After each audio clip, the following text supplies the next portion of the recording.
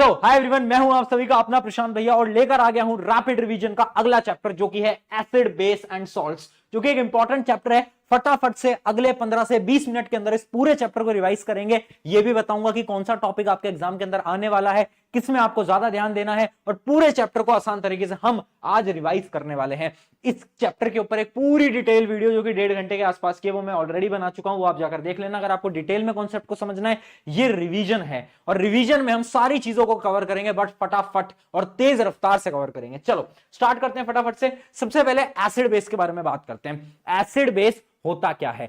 Acid वो है जो कि जब भी पानी में हम उसे डालेंगे तो वो H+ आयंस देगा। क्या देगा? H+ आयंस देगा। ठीक है, मतलब गिव्स हाइड्रोजन आयंस यानी H+ आयंस। और याद रखना बेस क्या है, जो कि आपको हाइड्रोक्साइल आयन यानी OH- आयंस जो होते हैं वो दे रहे होते हैं। ये पहला और सबसे इंपॉर्टेंट डिफरेंस। उसके अलावा एसिड्स जो होते हैं वो कैसे होते हैं? सोर होते हैं। सोर यानी खट्टे। नींबू को देखा होगा, नींबू कैसा होता है? खट्टा। और बेसिस, बेसिस यानी सोप। सोप कैसा होता है? कड़वा होता है। तो ये कैसे होते हैं? ये जो होते हैं आपके बिटर होते हैं, बिटर इन टेस्ट। उसके अलावा जो ब्लू लिटमस पेपर है, ब्लू लिटमस को ये किस में कन्वर्ट कर देते हैं? रेड के अंदर। और ये रेड को किसके अंदर कन्वर्ट कर देते हैं? ब्लू के अंदर कर देते हैं। उसके अलावा पीएच जो होता है उसके बारे में हम आगे बात करेंगे जब हम पीएच स्केल के बारे में जानेंगे। ठीक है, कुछ एग्जांपल देख लेते हैं। हाइड्रोक्लोरिक एसिड, एसिटिक एसिड, ये एसिड का एग्जांपल है। बेसिस कौन से होते हैं? सोडियम हाइड्रोक्साइड, ये सबसे इंपॉर्टेंट बेस है और इस पूरे चैप्टर के अंदर हम इसी बेस के बारे में बात करेंगे। अब नीचे टेबल है और ये टेबल बेटा बहुत ज्यादा इंपॉर्टेंट है क्योंकि इस पे एक सवाल आ रहा है तुम्हारे पेपर के अंदर। इस टेबल को ध्यान से देख लो। ये सारे के सारे हैं नेचुरल एसिड्स। देख सकते हो आप, जैसे कि आप जो विनेगर यूज करते हो अपने घरों के अंदर, उसके अंदर एसिटिक एसिड होता है। ऑरेंज के अंदर सिट्रिक होता है। टारमेंट के अंदर टैट्रिक होता है। टोमेटो के अंदर ऑक्जेलिक होता है। बहुत इंपॉर्टेंट है, पेपर के अंदर सवाल आएगा टोमेटो में कौन सा एसिड होता है, याद रखना ऑक्जेलिक एसिड। उसके अलावा आपके जो मिल्क कर्ड होता है उसके अंदर क्या होता है? Lactic acid. उसके अलावा आपके लेमन के अंदर सिट्रिक एसिड, एंड स्टिंग के अंदर मिथेनोइक एसिड, और नेटल स्टिंग जो आपकी जो मधुमक्खी काट जाती हैं उनके अंदर भी कौन सी? Methanoic acid. तो ये कुछ नेचुरल एसिड्स हैं, ये आपको याद रखनी है, इंपॉर्टेंट है। ये जो नोट्स हैं ये सारे के सारे नोट्स आपको मिल जाएंगे। कहां पर मिल जाएंगे? डिस्क्रिप्शन में या फिर टेलीग्राम पे। फटाफट से डाउनलोड कर लेना और यूज करना। चलो आगे बढ़ते हैं फटाफट से। अब बात करते हैं इंडिकेटर्स होते क्या हैं। देखो, इंडिकेटर्स एक ऐसे केमिकल कंपाउंड है that changes its colour in the presence of N acid या बेस। अब आपने बोला भैया जो एसिड है वो कैसी है? एसिड खट्टी है। तो हम थोड़ी ना एसिड को बार बार टेस्ट करेंगे और बताएंगे एसिड है बेस है, ऐसे तो नहीं करेंगे ना। कुछ इंडिकेटर्स हैं जिनकी मदद से हम ये बताएंगे कि ये जो है ये एसिड है या फिर ये जो है वो बेस है। इंडिकेटर्स 3 टाइप के होते हैं। सबसे पहला इंडिकेटर होता है नेचुरल। नेचुरल यानी जो कि नेचर के अंदर है। इसके एग्जांपल क्या है? इसके एग्जांपल, सबसे बड़ा एग्जांपल है लिटमस पेपर। देखो ये जो लिटमस पेपर या फिर जो लिटमस सोल्यूशन होता है ना, वो थोड़े पर्पल कलर का होता है। पर्पल कलर का। जैसी मैंने एसिड डाली तो ये रेड में कन्वर्ट हो जाता है, और जैसी मैंने बेस डाला तो ये ब्लू में कन्वर्ट हो जाता है। तो ये है पहले क्या? लिटमस पेपर या फिर लिटमस सोल्यूशन। उसके अलावा क्या है? Hydrangea flower. ये भी इंपॉर्टेंट है, ये भी एक प्रकार का नेचुरल इंडिकेटर है जो कि ब्लू कलर का होता है। जब एसिड में डालते हैं तो वो ब्लू ही रहता है, बट जब हम बेस में डालते हैं तो ये पिंक कलर का हो जाता है। बड़ा इंपॉर्टेंट है। अगला क्या है? टर्मरिक। टर्मरिक कैसा होता है? येलो कलर का होता है। एसिड में सेम ही रहता है, बट जैसी बेस आता है तो टर्मरिक रेड हो जाता है। इसका सबसे बड़ा एग्जांपल है क्या? हल्दी आप लेना और उसको सोप से घिसना। किससे? सोप से। तो आप देखोगे रेड कलर का उसका जो निशान है वो येलो से रेड कन्वर्ट हो जाएगा। क्यों? क्योंकि जैसी बेस मिलता है वैसे ही रेड में कन्वर्ट हो जाता है। उसके अलावा हम देखते हैं सिंथेटिक इंडिकेटर्स। सबसे इंपॉर्टेंट है फिनोप्थिलीन। फिनोप्थिलीन एक कलरलेस सोल्यूशन होता है। एसिड में वो सेम ही रहता है, बट जैसे ही उसे बेस मिलता है वो बदल जाता है। किस कलर के अंदर? पिंक कलर के अंदर क्या कर जाता है? वो बदल जाता है। उसके अलावा मिथाइल ऑरेंज जो होता है, मिथाइल ऑरेंज ऑरेंज कलर का होता है, और ये एसिड के अंदर रेड में हो जाता है और बेस के अंदर येलो के अंदर हो जाता है। ये सारे इंडिकेटर्स इंपॉर्टेंट है। डायरेक्टली सवाल आएगा कि एक कंपाउंड है जिसको मैंने फिनोप्थिलीन के अंदर डाला और उसका कलर पिंक हो गया, तो बताओ वो कंपाउंड एसिड है या बेस है? याद रखना वो क्या होगा? बेस होगा। उसके अलावा ऑल फैक्टरी इंडिकेटर्स होते हैं। ऑल फैक्टरी इंडिकेटर्स वो हैं जिनकी स्मेल बदल जाती है जैसे ही एसिड या बेस आते हैं। इसका सबसे अच्छा एग्जांपल है अनियन या फिर वनीला एसेंस। ये जो चीजें है ना, वनीला एसेंस और ये अनियन, जब भी एसिड होता है तो इसकी स्मेल रहती है, बट जैसे ही बेस आता है तो पता क्या होता है? इनकी स्मेल गायब हो जाती है। No smell. स्मेल जो है इनकी एकदम गायब हो जाती है। तो ये आपके सारे के सारे इंडिकेटर्स थे, सारे के सारे इंपॉर्टेंट है। ठीक है, आगे बढ़ते हैं। अब आ जाती है कुछ रिएक्शन देखते हैं। सबसे पहले एसिड फिर बेस देखेंगे। पहली रिएक्शन आपकी मेटल की किसके साथ? आपकी एसिड के साथ। जब भी हम मेटल और एसिड की रिएक्शन करेंगे तो पता क्या बनेगा? सबसे पहले आपका बनता है एक सॉल्ट, और साथ साथ में हाइड्रोजन गैस क्या होती है? रिलीज होती है। आप देख सकते हो हाइड्रोजन गैस और सॉल्ट। और याद रखना, मैं कॉन्सेप्ट आपको बता देता हूं, एक ऐसी एसिड है जो कि हाइड्रोजन गैस को रिलीज नहीं करती, जो कि होती है आपकी नाइट्रिक एसिड। ये एक एक्सेप्शन है। बट दो ऐसे मेटल हैं जो कि इसको बोलते हैं कि भाई तू कैसे हाइड्रोजन गैस रिलीज नहीं करेगा। वो दो मेटल कौन है? वो दो मेटल हैं मैग्नीशियम और मैग्नीज। ठीक है, ये भी एक इंपॉर्टेंट चीज है जो कि आपको पता होना चाहिए। क्या होता है? हाइड्रोजन गैस रिलीज होती है। हाइड्रोजन गैस का टेस्ट क्या होता है? पॉप साउंड टेस्ट, जो कि पहले चैप्टर के अंदर आपने पढ़ा होगा। अगला देखते हैं मेटल कार्बोनेट्स या फिर मेटल बाइकार्बोनेट्स। जब भी आपका एसिड का रिएक्शन होगा मेटल कार्बोनेट या मेटल बाइकार्बोनेट के साथ, रिएक्शन क्या होगी? सॉल्ट बनेगा, कार्बन डाइऑक्साइड बनेगा और साथ साथ में पानी बनेगा। ठीक है, यही रिएक्शन होगी हर बार। जैसे एग्जांपल देखो, Na2CO3 HCl से रिएक्शन कराया तो क्या हुआ? NaCN बना, ये एक सॉल्ट है, कार्बन डाइऑक्साइड और H2O। अब कार्बन डाइऑक्साइड की टेस्टिंग कैसे होती थी? पहले चैप्टर के अंदर किया जाता था। लाइम वाटर के अंदर हम कार्बन डाइऑक्साइड को पास करते थे, क्या हो जाता था? जो सोल्यूशन था आपका क्या हो जाता था? मिल्की टर्न हो जाता था, जो ये प्रूव करता था कि यहां पर क्या है? यहां पर है आपकी कार्बन डाइऑक्साइड। ठीक है, अगला देखते हैं। अगला आ जाता है आपका मेटेलिक ऑक्साइड। अगर कोई भी मेटेलिक ऑक्साइड है, यानी मान लो MgO। MgO क्या है? एक मेटल का ऑक्साइड। अगर मैं एसिड के साथ रिएक्शन कराऊंगा तो बड़ी खतरनाक रिएक्शन होती है। पता क्या बनता है? Salt plus water, salt plus water. अच्छा, एक चीज आपको पता होगी कि जब भी एक एसिड और बेस रिएक्ट करते हैं, एसिड प्लस बेस जब रिएक्ट करते हैं तो उस रिएक्शन को हम बोलते हैं न्यूट्रलाइजेशन रिएक्शन।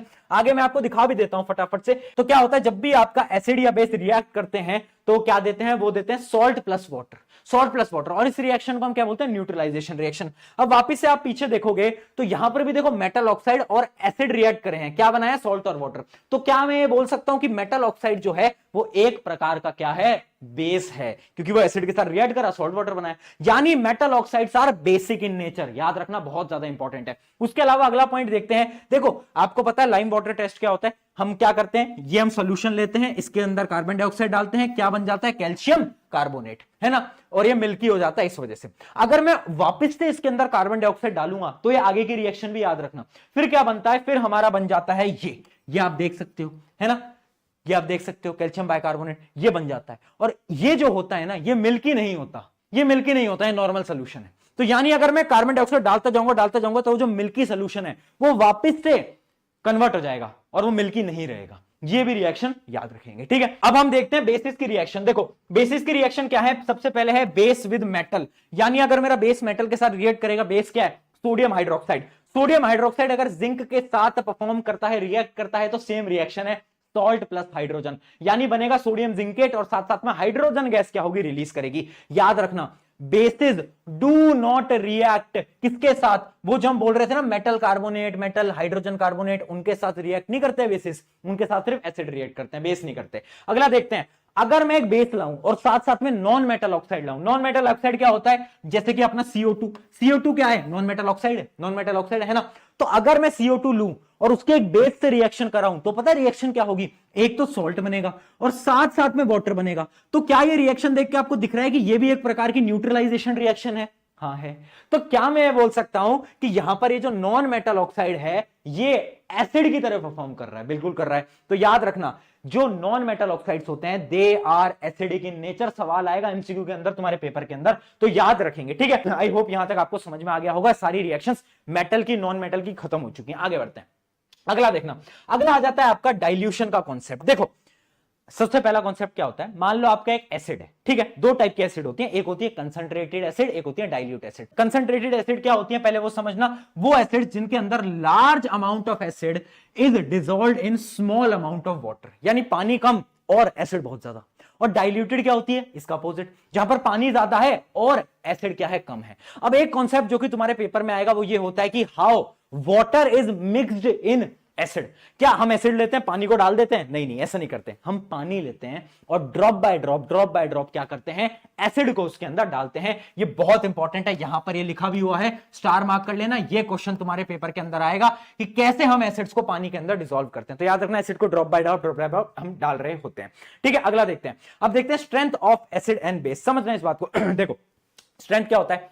एक चीज समझना, स्ट्रेंथ एसिड की, ये अगर हम उसे डिफाइन करें तो आप समझिएगा कि एबिलिटी, एक एसिड की एबिलिटी कि जब उसे हम पानी में डालें तो कितने H+ आयंस वो देगा। जितने ज्यादा H+ आयंस वो देगा वो उतना ज्यादा स्ट्रांग। और बेस की क्या होगा? स्ट्रांग बेस कैसे कहलाएगा? स्ट्रांग बेस वो है जब हम उसे पानी में डालें तो जितने ज्यादा OH नेगेटिव आयंस वो देगा वो उतना स्ट्रांग। तो याद रखना कि वो स्ट्रांग एसिड क्या होता है जो कि H+ आयंस ज्यादा देता है, और स्ट्रांग बेस क्या होता है जो कि OH नेगेटिव ज्यादा देता है। ठीक है, ठीक है, यहां तक क्लियर। अगला देखते हैं, अब आता है पीएच। अब पीएच क्या होता है? पीएच ये बताता है कि कौन सा सोल्यूशन कितना एसिडिक कितना बेसिक। पीएच रीडिंग आप ऐसे, एक पीएच पेपर होता है जो कि 1 से लेकर 14 तक होता है, ठीक है। अगर पीएच रीडिंग 7 से ज्यादा आती है, 7 से 14 तक आती है, तो समझ लेना सोल्यूशन इज बेसिक। अगर 7 से कम आती है तो समझ लेना सोल्यूशन इज क्या? सोल्यूशन इज आपका एसिडिक। क्या? Solution is acidic. और अगर 7 आती है तो समझ लेना सोल्यूशन इज न्यूट्रल। क्या कॉन्सेप्ट क्लियर है? बहुत बढ़िया। अब आप समझना मेरी बात, ये पीएच रीडिंग बहुत इंपॉर्टेंट है क्योंकि इस पे सवाल आते हैं। क्या आप ये कॉन्सेप्ट समझे कि जिस कंपाउंड की जितनी कम पीएच रीडिंग वो उतना ज्यादा एसिडिक। अगर मान लो एक कंपाउंड की पीएच रीडिंग है 2 और एक की है 1, तो मुझे बताओ कौन ज्यादा एसिडिक होगा? 1 वाला। तो याद रखना, जो जितना कम, जिसकी जितनी कम पीएच वैल्यू उतना ज्यादा एसिडिक, और जिसकी जितनी ज्यादा पीएच वैल्यू वो उतना ज्यादा बेसिक। खुद बताओ, अगर एक कंपाउंड है जिसका पीएच लेवल है 14 14 और एक का है 12, कौन सा ज्यादा होगा? बेसिक कौन सा ज्यादा होगा? ऑब्वियस सी बात है, कौन सा? 14 वाला। तो ऐसे ही सवाल आपके पेपर के अंदर इसके ऊपर आ रहे होंगे। पीएच पे बहुत बार सवाल आते हैं, तुम्हारे पेपर के अंदर भी बिल्कुल सवाल दिख सकता है। आगे बढ़ते हैं। अब इंपॉर्टेंस ऑफ पीएच, इसमें घुमाकर सवाल आएंगे। कैसे सवाल आएंगे देखना, जैसे कि डाइजेशन के अंदर देखना, डाइजेशन के अंदर जो आपका जो पेट होता है उसके अंदर हाइड्रोक्लोरिक एसिड होती है, तो जो पीएच लेवल है उसको बहुत कम किया जाता है, तभी आपका खाना डाइजेस्ट होता है। क्या होता है पीएच लेवल? 1 से लेकर 3 तक, यानी बहुत ज्यादा एसिडिक, बहुत ज्यादा एसिडिक आपका पीएच होता है। अगला सॉइल, जो सॉइल होते हैं ना, उनको अगर सस्टेन करना है ना, तो उनको पीएच लेवल चाहिए 6.3 से 7.3 तक का। बट कभी कभार क्या होता है, सॉइल एसिडिक हो जाता है, तो हम क्या करते हैं, उसके अंदर बेस डालते हैं ताकि हम उसे क्या कर पाए, इस पीएच लेवल तक ले पाए। तो क्वेश्चन डायरेक्टली आएगा, क्या क्वेश्चन आ जाएगा? अ सॉइल इज एसिडिक। एक सॉइल जो है वो एसिडिक हो गया है, अब ये बताओ अगर मुझे उसे बेसिक करना है तो मैं क्या करूंगा? उसमें बेस ऐड कर दूंगा इस पीएच पे लाने के लिए। अगला आता है टूथ डिके। इस पे भी एक डायरेक्टली सवाल आता है। टूथ डिके क्या होता है? आपके जो दांतों में कीड़े लग जाते हैं। क्यों लग जाते हैं? क्योंकि जब हम खाना खाते हैं बहुत ज्यादा एसिडिक हो जाता है, और अगर हम ब्रश नहीं करते तो कीड़े लग जाते हैं। अब सवाल ये आएगा कि ब्रश क्यों की जाती है? टूथपेस्ट में ऐसा क्या है? तो याद रखना, जो आप टूथपेस्ट लगाते हो ना, that has base inside them, उनके अंदर बेस होता है, जिसकी वजह से वो क्या करते हैं, न्यूट्रलाइजेशन रिएक्शन कर देते हैं और एसिड को खत्म कर देते हैं। तो आपका जो माउथ का पीएच है वो नॉर्मल हो जाता है, वो क्या हो जाता है, वो थोड़ा बेसिक हो जाता है, तो वो न्यूट्रल हो जाता है, जिसकी वजह से कीड़े नहीं लगते। तो इस वजह से बोलते हैं ब्रश करना इंपॉर्टेंट है। अगला पॉइंट होता है ब्लड। ब्लड का जो नॉर्मल पीएच होता है वो होता है 7 से लेकर 7.8। उसके अलावा प्लांट एंड एनिमल का तो मैं आपको बता ही चुका हूं कि उनको एक बेसिक पीएच चाहिए होता है, नॉर्मल, न्यूट्रल, 7 8 उतना। अगला देखते हैं बी स्टिंग। आपको कोई मधुमक्खी काटी होगी तो आपने देखा होगा बड़ी जलन होती है, मम्मी आती है और मम्मी क्या करती है, बेकिंग पाउडर लगाती है ना? क्यों? क्योंकि बेकिंग पाउडर जो होता है वो बेसिक होता है, और जो बी स्टिंग होती है, जो मधुमक्खी काटती है, वो एसिडिक होता है। तो यहां पर भी क्या होता है, न्यूट्रलाइजेशन रिएक्शन, और आपको दर्द खत्म हो जाता है। तो ये बहुत ज्यादा इंपॉर्टेंट है। सारे के सारे सवाल आ रहे होते हैं, घुमा फिरा के सवाल आते हैं, बट इन्हीं से ही आपके क्वेश्चन आएंगे। अगला देखते हैं। अब आ गया सॉल्ट। सॉल्ट क्या होता है? सॉल्ट एक आयनिक कंपाउंड है। आयनिक कंपाउंड आप अगले चैप्टर में पढ़ोगे। इतना समझ लो, जब एक एसिड और एक बेस दोनों आपस में आते हैं तो वो क्या बनाते हैं, वो बनाते हैं सॉल्ट। अब देखो, सॉल्ट 3 टाइप की होती है। पहली सॉल्ट होती है, अगर मैं स्ट्रॉन्ग एसिड लूं और स्ट्रॉन्ग बेस लूं तो पता है मेरी सॉल्ट कैसी बनेगी? मेरी सॉल्ट बनेगी न्यूट्रल, क्योंकि स्ट्रॉन्ग एसिड है, स्ट्रॉन्ग बेस है। अगर मैं स्ट्रॉन्ग एसिड हूं और मैं वीक बेस लूं तो पता क्या होगा, मेरी जो सॉल्ट बनेगी वो कैसी होगी, एसिडिक सॉल्ट होगी, क्योंकि मैंने स्ट्रॉन्ग एसिड को लिया है बेटा, है ना? तो कैसी बनेगी, एसिडिक। उसके अलावा अगर मैं स्ट्रॉन्ग बेस लूं और वीक एसिड लूं तो कैसी बनेगी, सॉल्ट। सॉल्ट बन जाएगी फिर मेरी बेसिक, सॉल्ट मेरी रह जाएगी बेसिक। ठीक है, तो ये कुछ 3 प्रकार की सॉल्ट थी। अब देखते हैं रिएक्शन, और यहां से ही पेपर आपका 80% तक पेपर इन्हीं रिएक्शन से आएगा। सबसे पहला हमें जो पढ़ना है वो है सोडियम क्लोराइड, जो कि होती है नॉर्मल सॉल्ट, टेबल सॉल्ट। जो आप घर में नमक खाते हो वो यही होता है, सोडियम क्लोराइड होता है। कैसे बनता है? अब इसकी फॉर्मेशन क्या होती है वो आप समझ सकते हो कि इसकी फॉर्मेशन होती है found in sea water, rock salt वगैरह वगैरह, नमक के पानी वगैरह में मिलता है, उसके अलावा सी वाटर के अंदर मिलता है, अलग अलग जगह से मिलती है ना। इनका मेन काम क्या है? ये जो है एक तो खाने में यूज किया जाता है, और ये रॉ प्रोडक्ट है किसका, सोडियम हाइड्रोक्साइड के बनाने का। बट भैया सोडियम हाइड्रोक्साइड कैसे बनता है, अब वही पढ़ेंगे हम। देखो सोडियम हाइड्रोक्साइड कैसे बनता है। सोडियम हाइड्रोक्साइड क्या है, एक प्रकार का बेस हम बोल सकते हैं। ठीक है, अब ये बड़ा स्ट्रॉन्ग बेस है, तो अब मुझे बताओ ये बनता कैसे। इसका एक प्रोसेस होता है जिसको हम नाम देते हैं क्या, क्लोर एल्कलाई प्रोसेस। क्या देते हैं बेटा, क्लोर एल्कलाई प्रोसेस। बहुत इंपॉर्टेंट है, बहुत इंपॉर्टेंट। ये रिएक्शन आप देख रहे हो NaCl प्लस H2O, जिससे NaOH Cl2 और H2 बनता है। इस प्रोसेस को हम बोलते हैं क्लोर एल्कलाई। बनता कैसे है, एक डायग्राम मैं आपको दिखाता हूं, उसकी मदद से आपको बहुत अच्छी तरीके से क्लियर हो पाएगा। ये जो आप डायग्राम देख पा रहे हो यही है क्लोर एल्कलाई प्रोसेस का। हम क्या करते हैं, एक बीकर लेते हैं, इसके अंदर नमक का पानी डालते हैं, जिसको हम बोलते हैं ब्राइन सोल्यूशन। क्या बोलते हैं, ब्राइन सोल्यूशन। उसके बाद हम क्या करते हैं, एक एनोड डालते हैं, एक कैथोड डालते हैं, और बिजली पास करते हैं। अब क्या होता है कि वो जो NaCl का सोल्यूशन है ना पानी में, जिसको हम ब्राइन सोल्यूशन बोल रहे हैं, वो टूटने लगता है, तो एनोड की तरफ तो क्लोरीन गैस बनती है और यहां से क्लोरीन गैस ऊपर निकल जाती है और यहां पर हाइड्रोजन गैस बनती है और हाइड्रोजन गैस ऊपर निकल जाती है। तो यानी एनोड पे क्लोरीन, कैथोड पे क्या, हाइड्रोजन। और आपका एक और प्रोडक्ट बनता है जो कि हमें चाहिए, जो कि है क्या, सोडियम हाइड्रोक्साइड, NaOH। NaOH कहां से, यहां से निकल के आ जाता है आपका NaOH। तो आपके पास NaOH भी आ गया, Cl2 भी आ गया और हाइड्रोजन भी आ गया। अब सवाल आएगा कि क्लोर एल्कलाई प्रोसेस के यूजेस क्या हैं, जो इनके प्रोडक्ट बने हैं ना, 3 प्रोडक्ट, उनके यूजेस क्या हैं। तो यूजेस याद रखना, Cl2 का मेन काम क्या होता है, Cl2 जो होती है क्लोरीन गैस, वो वाटर ट्रीटमेंट के काम आती है ना, आपने देखा होगा स्विमिंग पूल वगैरह साफ करने के यही गैस काम आती है। उसके अलावा हाइड्रोजन तो एक तरीके का फ्यूल है, तो हाइड्रोजन इज अ फ्यूल, तो फ्यूल में काम आता है। उसके अलावा जो आपका NaOH है, NaOH बहुत जगहों पे काम आता है ना। बेसिकली NaOH एक स्ट्रॉन्ग बेस है, तो बहुत फॉर्मेशन आगे हम आगे देखेंगे, उसके अंदर भी आपका NaOH काम आ रहा होगा। तो ये सारे के सारे इसके यूजेस हैं, ठीक है। तो ये इंपॉर्टेंट है, क्लोर एल्कलाई पे एक सवाल आएगा, अभी बता रहा हूं, लिख कर ले लो चाहे तो, गारंटी से बता सकता हूं इस पे सवाल आएगा। अगला देखते हैं, अगला देखते हैं हम क्या, सोडियम हाइड्रोजन कार्बोनेट। यानी सोडियम हाइड्रोजन कार्बोनेट क्या होता है आपका, सोडियम हाइड्रोजन कार्बोनेट होता है बेकिंग सोडा। देखना बेटा, बेकिंग सोडा क्या होता है, देखो बेकिंग सोडा जो है वो कैसे हम बना रहे हैं, सिंपल सा प्रोसेस है। हम लेते हैं क्या, हम लेते हैं नमक का पानी यानी ब्राइन सोल्यूशन। हमने क्या करा, हमने ब्राइन सोल्यूशन को लिया, ब्राइन सोल्यूशन में से कार्बन डाइऑक्साइड पास कराई, साथ साथ में से हमने अमोनिया ले लिया, अमोनिया। तो जब ये सारी रिएक्शन हमने कराई तो पता क्या बनता है, एक तो बनता है आपका अमोनियम क्लोराइड और साथ साथ में आपका बन जाता है क्या, sodium hydrogen carbonate. Important reaction है क्या, इसको हमने क्या नाम दिया है, बेकिंग सोडा। क्यों बेकिंग सोडा दिया है, क्योंकि जितने भी आपके बेकिंग पाउडर होते हैं वो इसी से बनते हैं, आपके जो फायर एक्सटिंग्विशर्स होते हैं वो इसी से बनते हैं। तो इसके यूजेस क्या है, baking powder, antacid, soda acid जो कि होता है फायर एक्सटिंग्विशर, ये सारे इसके यूजेस हैं। यूजेस पे सवाल बिल्कुल आ सकता है, कैसे बन रहा है, रिएक्शन आपको याद रखनी है। अगला देखते हैं, अब अगली रिएक्शन हमारी आ गई है किसकी, सोडियम कार्बोनेट। सोडियम कार्बोनेट कुछ नहीं होता, हमने जो सोडियम बाइकार्बोनेट लिया था ना, अगर मैं उसको हीट कर दूंगा, अगर मैं इसको हीट करूंगा, मान लो मैंने इसको हीट करा, तो कुछ नहीं होगा, ये सोडियम कार्बोनेट में टूट जाएगा, साथ साथ में CO2 प्लस H2 के अंदर टूट जाएगा। उतनी इंपॉर्टेंट रिएक्शन नहीं है, ठीक है। तो ये क्या होगा, टूट जाएगा। बट इसके बाद क्या होगा, ये जो बना है ना, ये पानी के मॉलिक्यूल से जुड़ेगा, पानी के मॉलिक्यूल से जुड़ जाएगा और ये फाइनली क्या बनाएगा, ये बनाएगा, देखना यहां पर, सोडियम कार्बोनेट डेसाहाइड्रेट। डेसाहाइड्रेट यानी इसका हमने निकनेम दिया है वॉशिंग सोडा, जो कि होता है Na2CO3.10H2O। ये इंपॉर्टेंट है, क्यों, क्योंकि जो वॉशिंग सोडा होता है वो पता है कहां होता है, वो आपके जितने भी वॉशिंग पाउडर्स होते हैं, सोप होते हैं, उस सबके अंदर यही डलता है वॉशिंग सोडा। याद रखना यहां पर .10H2 है, यानी 10 पानी के मॉलिक्यूल्स इसके साथ क्या हुए हैं, जुड़े हुए हैं। यहां पर एक प्रोसेस हुआ है वाटर ऑफ क्रिस्टलाइजेशन, वो आपको मैं लास्ट में बता रहा हूं, वो टेंशन की बात नहीं, सब्र रखो, ठीक है। अगला देखते हैं, अगला है आपका ब्लीचिंग पाउडर। ब्लीचिंग पाउडर क्या होता है, बड़ा गंदा फॉर्मूला है, कैल्शियम ऑक्सीक्लोराइड यानी CaOCl2, ठीक है। कैल्शियम ऑक्सीक्लोराइड कैसे बनता है, हम क्या लेंगे, हम लेंगे CaOH2, यानी ये है हमारा क्या, स्लेट लाइम।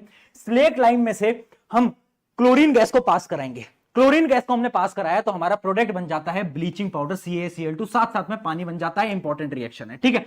अब देखो इसका मेन काम क्या है, ये आपके ब्लीचिंग पाउडर बनाने के काम आता है, साथ साथ में टेक्सटाइल इंडस्ट्रीज, वो जो हेयर कलर कराती हैं लड़कियां, वो पहले ये ब्लीच ही किया जाता है। तो ब्लीचिंग पाउडर बनाने में सबसे ज्यादा योगदान किसका है, आपके किसका, स्लेट लाइम का। स्लेट लाइम से क्लोरीन पास करके ही ये बन रहा होता है। चलिए अगला देखते हैं, अगला आ जाता है आपका कैल्शियम सल्फेट हेमीहाइड्रेट यानी CaOSO4.12H2O। याद रखना यहां पर हाफ H2O, ये क्या होता है, ये होता है प्लास्टर ऑफ पेरिस। आपके घर के अंदर बोला जाता होगा POP, बोलते हैं ना बेटा POP ला दे।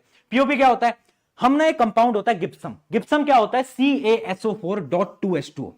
इसको हम हीट करते हैं, जब इसको हीट करते हैं तो इसमें से 1.5 पानी का मॉलिक्यूल, 1.5 पानी का मॉलिक्यूल चला जाता है और बचता है कितना, CaSO4.12H2O, और यही होता है प्लास्टर ऑफ पेरिस। आपने देखा होगा आपके सीलिंग के अंदर लगा होता है, जो आपके सीलिंग में जो हार्ड स्ट्रक्चर आप देख पा रहे हो ना, वो यही है प्लास्टर ऑफ पेरिस। तो इसका मेन काम क्या है, used in plasters for supporting fractures, bones, making toys, decorations, making surfaces smooth.